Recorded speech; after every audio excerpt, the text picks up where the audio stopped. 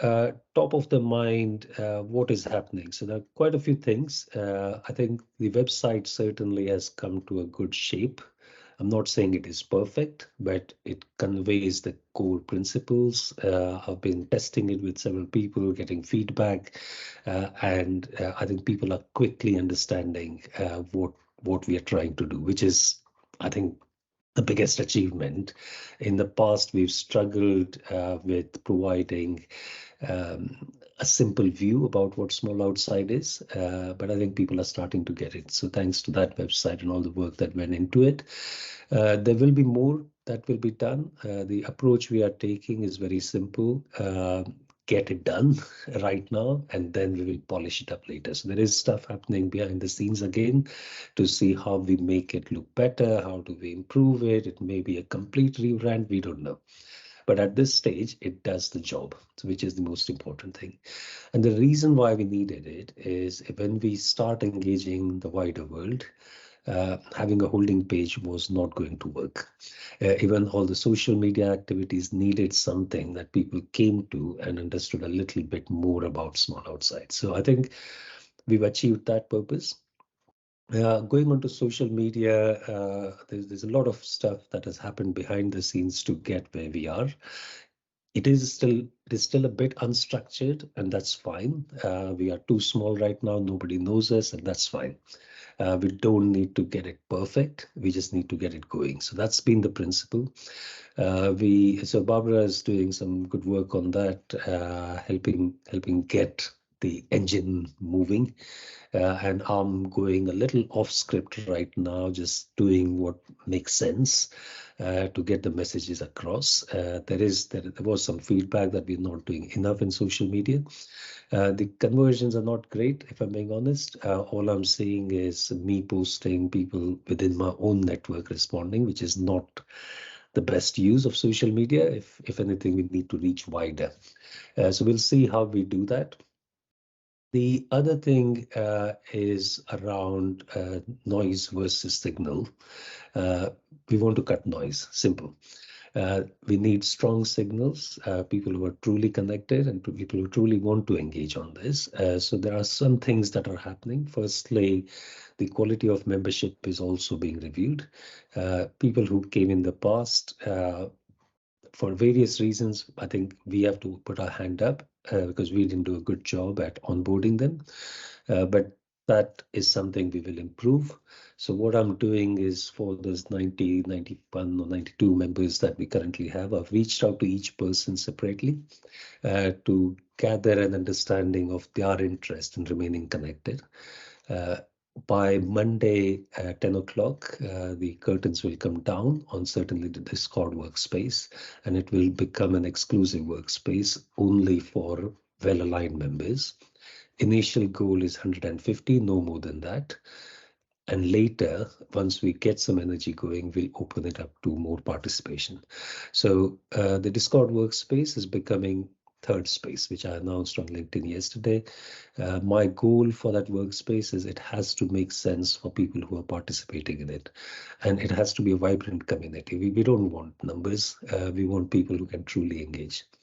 So that's an important thing. If you're looking at a venture studio model, which is what we are essentially building, a good venture studio has the scaffolding of good people around it. That's how it works. Venture studios take ideas, work on ideas, but it's the people within the venture studio who work on those ideas.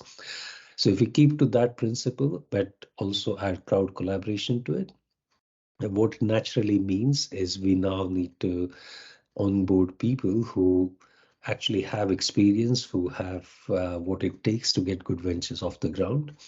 And that's not going to come through social media. Absolutely not. As in, yes, we may end up reaching a few people, but it needs more hands-on one-to-one engagement, which is what I've started, and also focusing on people who've done it before. So serial entrepreneurs, venture capitalists who are better aligned, not venture capitalists, the old school VCs, but people who are more interested in triple bottom line ventures, or at least have an affinity towards that kind of thinking. So I've started reaching out to people. I'm having some wonderful conversations, some really good guys coming on board. Whether I pull them into Discord workspace or not is a different question. Whether they come into Teams or not is a different question. But as long as we've got these heavy weights, if you like, with us, then we stand a chance of getting our ideas off the ground. So that's been on the community side. You would have seen Fix It Fridays were announced. The Fix It Fridays are essential block of the ecosystem. If I explain what the model comes to in a very simple terms, it is as simple as look at one of the challenges every Friday, gather a crowd around those challenges. We've started receiving some interest in those discussions, not enough to get the first Fix It off the ground, but you guys may be interested in coming along to some of these. The idea behind these sessions is to pick up a specific topic. It's not a talking shop. Yes, it is talking in terms of exchanging ideas, but the goal is to come up with venture ideas that can make a difference. So we don't want to create talking shops. There are enough of them. We need an action shop. So out of the Fix It Fridays, we will have incubated some ideas or come up with some ideas. Those ideas would then go into the incubation process. So it is really crowd-led. Starting from problems, not solutions, because there's no point building solutions for perceived problems. It's better to start with problems and then build solutions that could work. So that's where Fix It Fridays fit into the overall picture. It's a forum for gathering people around the challenges and incubating or getting ideas shaped, early shaping. On the venture studio side, again, there's been a lot of progress thanks to the focus on RightPiper. It has created some clarity on what we need to do, what we don't need to do even. One of the challenges we found was with all this fractional working where everyone's doing time as and when they can, the net productive hours that even with a 4-hour commitment, the net productive hour is probably going to be 2. And if you think of startups, how they work, co-founders, 2 or 3 of them put 60 to 80-hour weeks. Now try and get at a rate of 2 person hours per week. That's about 40 weeks. That's 9 months. And that's going to create fatigue. And it's only going to result in 2 weeks or 1 week worth of real output. So there's a problem to be solved here. So we came up with the trusted partner model. That seems to have worked really well. Nagarjun from Wayfair, he's taken up the challenge to be part of this, and the trusted partner model works like this. We identify a partner who has the wherewithal to focus on this full time. The community gathers around an idea, shapes it at the concept stage, and the trusted partner gets involved during the concept stage. But after that, we go into funding, and once it's funded, the trusted partner then executes it on a full-time basis using their team, whereas the remaining members who were part of the co-creation process remain engaged on an equity sharing basis, but they oversee the work of the trusted partner. So that ensures people remain connected to those ventures while not putting a demand on their time, but still having someone who can execute and see those ideas through. Of course, once we get funding, that should open up opportunities for some of the co-creators to get involved on a full-time basis and get paid for it as well. So that is the model that has evolved, and that wouldn't have happened if we weren't trialing this on RightPiper. Now, RightPiper has actually had some good progress, very good traction. We're meeting every Saturday. Where we are right now, so we have set 4th of May as the cutoff date.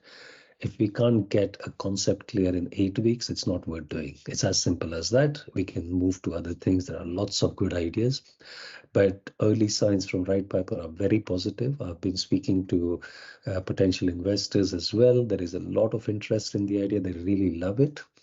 And in fact, funnily enough, yesterday I was asked if there was a pitch deck. So because someone who I spoke to, Simon Day, he's also going to join the team. He's ex-VC, and he reached out immediately to someone else, and that investor is interested in it but needs a slide deck. So that's something we're going to look at tomorrow after the right purpose session, and we'll see how it goes. Early signs, but all very positive signs. Apart from that, what else is happening? There has been a lot that has happened. I'm trying to, yes, around the use of SOS. I posted something in the community co-founders channel. I know you guys are working, but no one's claiming. And I don't fully understand why, because that is the equity sharing model. If you don't claim the SOS tokens, there isn't any record of your participation, and it'll become very difficult to apportion any kind of equity stakes. The other feedback I received very specifically was, yeah, but I don't quite understand it. We need a legal form of some kind. The only reason why I've not been doing the legal form is because of the overhead involved. We are too small. At the moment, handshakes I thought would work. But if it is an important thing to get things written down, we can. There's no doubt. The intention is very clear. So I don't have any issues as long as we can do it efficiently. And we are starting to look, so I've asked Sahas to do some spade work for me on how that can be achieved. I'm having conversations as well. There's an interesting site called Slicing Pie, which seems to answer the questions that I have or the concerns that I have. My main concern is I don't want to allocate percentages to people, because there's no guarantee that the person who's got the, of course, we'll have to go through a lot of legal overhead to get that sorted. But once, let's say, Joe Blogs has been given X%, there is no mechanism to make sure that Joe Blogs is actually earning the whatever X% that he has received. So it has to be participation based. I have no doubt about it. That's exactly how it needs to be, because that's the only fair way to do it. It has to be risk based. People who are putting in more, taking greater risks, have to be rewarded. And the Slicing Pie model seems to be solving that problem. I'm looking into it, and we will see if SOS is not a good mechanism, we can change it. Nothing's set in stone here, and we can do things differently. So that's on the equity sharing. I do want to formalize it if that's an important thing, and we will find a way to do it. What else is happening? Did I touch upon third space? I did, I think so. Yeah, creating a vibrant community within the Discord area. No noise area, as in noise as in lots of conversations are valid, but no noise as in terms of people just coming and giving a thumbs up but not interacting, not contributing, not needed. Honestly, there's a lot to do, and we need people who will truly engage. So that's what third space will be. Apart from that, yeah, Crowd Academy, that's shaped quite well. Crowd Academy, you'll see the list of courses, and I strongly believe within our constraints lies our ability to innovate. What has happened on Crowd Academy is we started from creating courses, which is fairly effort intensive, and then we pivoted and we said, how do we make it more efficient? And we came down to a format called, let's define a course structure and gather people around it and put some probing questions that people can discuss and learn from. And when that was starting to become difficult, it was putting a lot of demand on Jean-Philippe and Tudor, especially. So we've actually made it even more efficient with the use of ChatGPT. So the idea has become even simpler and more executable, which is why we've put it live. We can publish course structures, or at least intentions and a course structure pretty rapidly. It took me about 2 hours to publish the list of courses that are there, and it won't take any more effort to build a course structure around those topics. It's only if we see sufficient demand for those courses, we will then invest time. So it's almost doing it the other way. We won't build and wait for the demand. We will create the demand and then we will build. So that's the model that we will follow on Crowd Academy, and I think that should work. Certainly, it optimizes on our effort. Beyond that, nothing else is coming to mind. I know I've given a long update because it's been due for a long time. Hopefully, future updates will be short. Oh, yes, one other thing. This particular session, although I put it as a Teams session, I am looking at LinkedIn Live. There's nothing to hide. We can go public. We can talk in public. We can build in public. We can do all of those things. So I'm looking at LinkedIn Live, and once I understand how to do it, we will start running these on LinkedIn Live. But that's really the end of my updates. I hope you find the time to go through, or you found the time to go through it. If you have, that's brilliant. Even for future sessions, if you can't make it, do take a moment to go through these recordings. I'm just looking for the most efficient way to get information across to you and keep it relevant as well without soaking up too much of your time. But if you want to have discussions or a chat about these specific topics, you know exactly where I am. Just put some time in the diary, reach out to me, and let's make magic happen. Thank you.